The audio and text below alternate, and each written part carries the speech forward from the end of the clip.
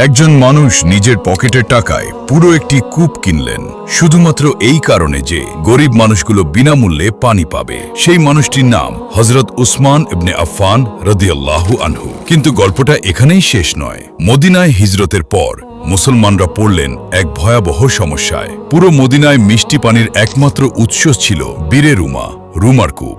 কিন্তু সেই কূপের মালিক ছিলেন এক ইহুদি ব্যবসায়ী। সে প্রতিটি মশকের পানির জন্য 1 দিরহাম করে নিত। গরিব সাহাবারা পানি কিনতে পারতেন না, শিশুরা পিপাসায় কষ্ট পেত। রাসূলুল্লাহ সাল্লাল্লাহু আলাইহি ওয়াসাল্লাম ঘোষণা করলেন, যে ব্যক্তি এই কূপটি কিনে মুসলমানদের জন্য ওয়াকফ করবে, জান্নাতে তার জন্য একটি ঝর্ণা নির্ধারিত। উসমান রাদিয়াল্লাহু আনহু সেই ইহুদির কাছে গেলেন। ইহুদি পুরো কূপ বিক্রি করতে রাজি হল না। উসমান রাদিয়াল্লাহু আনহু বললেন, তাহলে অর্ধেক বিক্রি করো। চুক্তি হলো, একদিন উসমান রাদিয়াল্লাহু আনহুয়ের, একদিন ইহুদির। উসমান রাদিয়াল্লাহু আনহুয়ের দিনে সমস্ত মদিনাবাসী বিনামূল্যে পানি নিতেন।